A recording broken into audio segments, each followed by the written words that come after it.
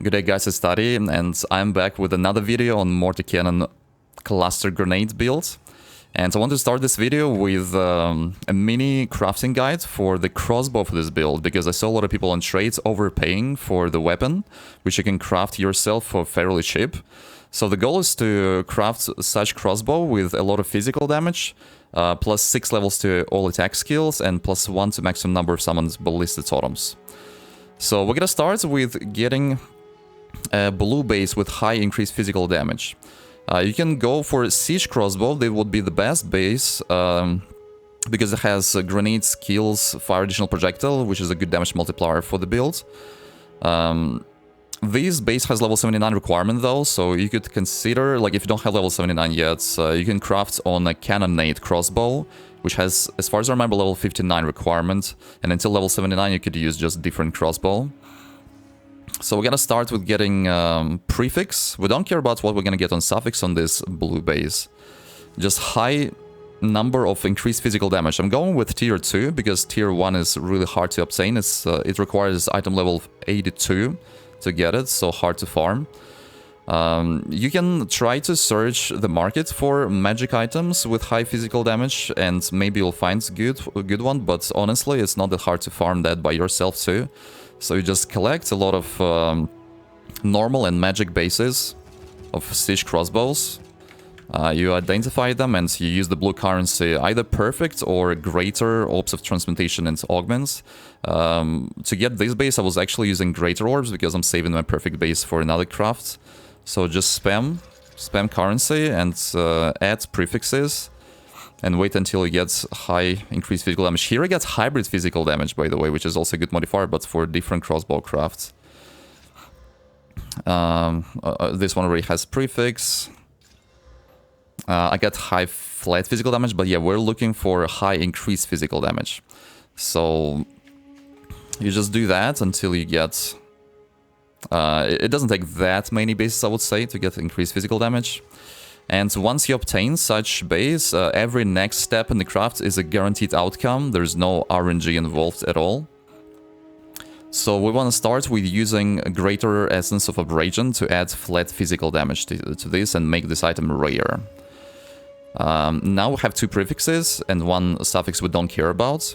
Next step would be add plus 1 number of summoned ballista. So we want to desecrate this item. So we need to use 2 omens. Omen of Sinistral Necromancy, so that desecration will add specifically a prefix and not a suffix. And Omen of Sovereign, which will guarantee that desecration will have the Eulaman modifiers when you reveal the modifiers. Because the plus 1 ballista is a Eulaman modifier.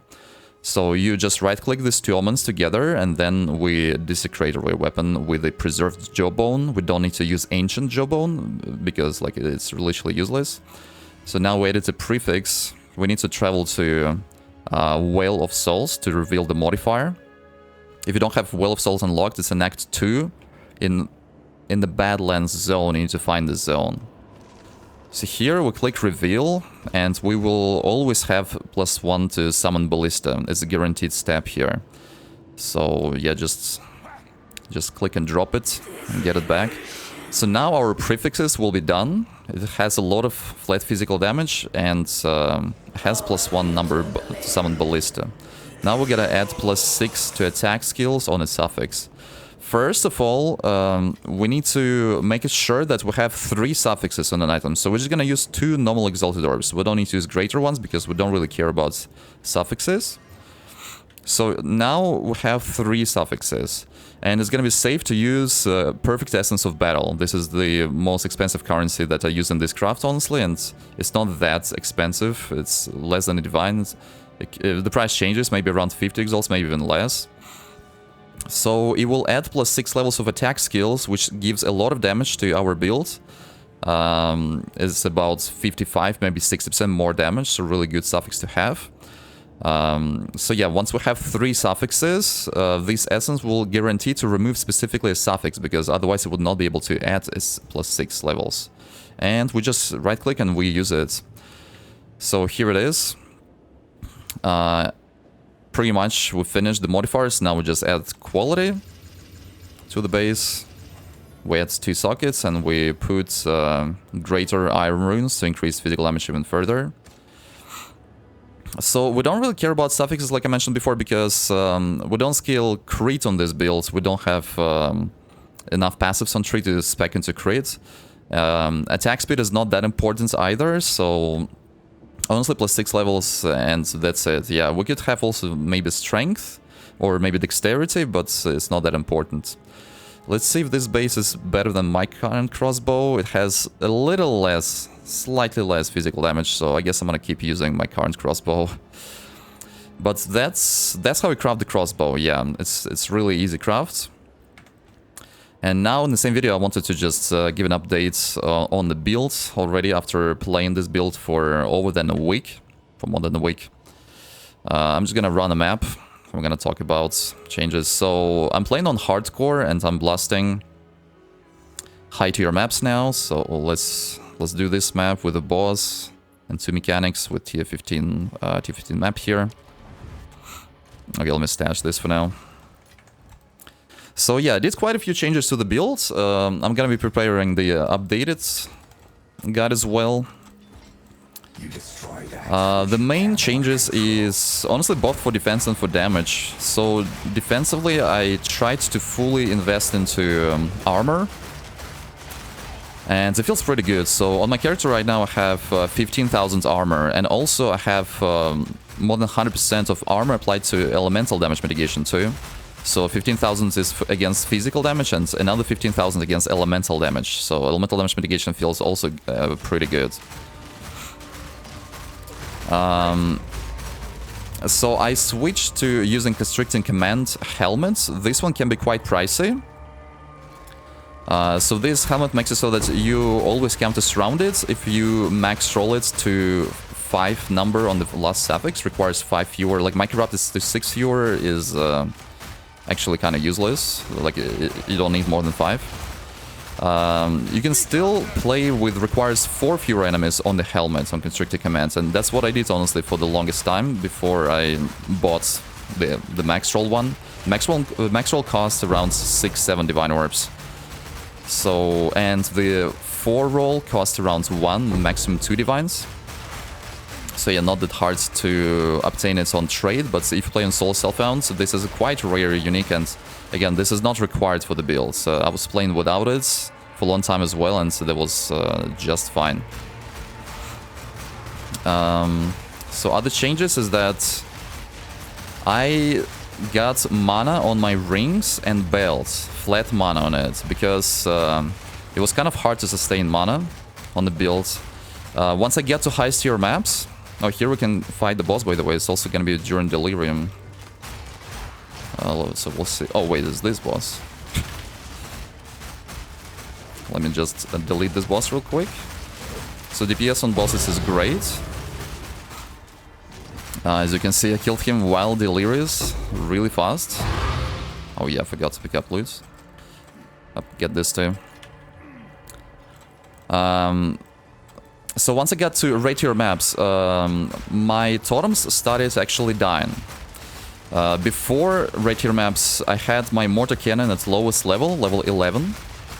So that it would be easier to sustain mana cost, because increasing the level of Mortar Cannon skill only increases totem defenses and mana cost. So yeah, I decided to level up Mortar Cannon to level 16.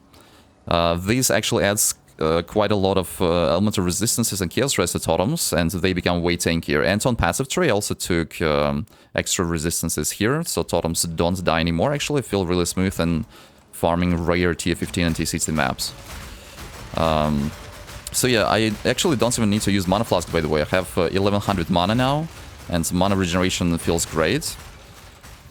And it also gives me extra defense, because on our amulets, we don't want to use the unique amulets anymore for +1 totem, because we already have 4 totems, and +3 levels to projectile skills actually give bigger damage multiplier. And we can have some defenses here too.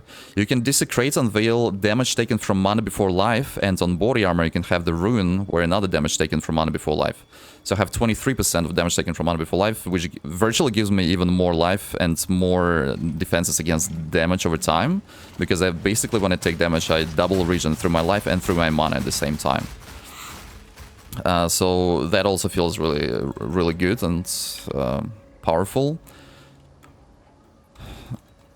So I will link my character in the video description. I'll also link to the video guides that I initially made over a week ago with leveling trees and leveling gems. I was leveling with Shockwave Totems before I could switch at level 52 to Mortar Cannon Ballista.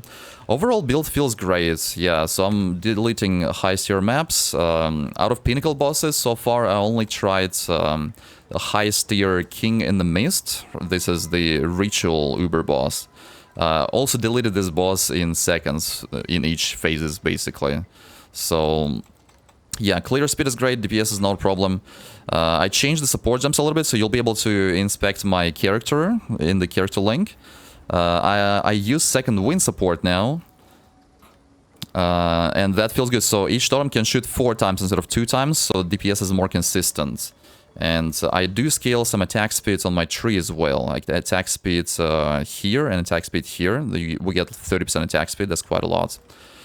So overall, I will be talking about changes more in the updated guides on the builds. This build is absolutely amazing, so I want to make like actually perfect guidance for this. Yeah, probably forgot to mention a lot of things, but I wanted that video to be like quite short and brief on the updates, show some gameplay. So yeah, like I said, in the video description, link to my character, you can see the changes, potentially new updated guides I will be releasing in the future days to come. And I'm gonna continue playing this build on hardcore and trying to min-max my gear even further. And try to do other hardest contents in the game, and I'll let you guys know how the build feels. And for now, take care of your totems, guys, and see you next time. Bye-bye.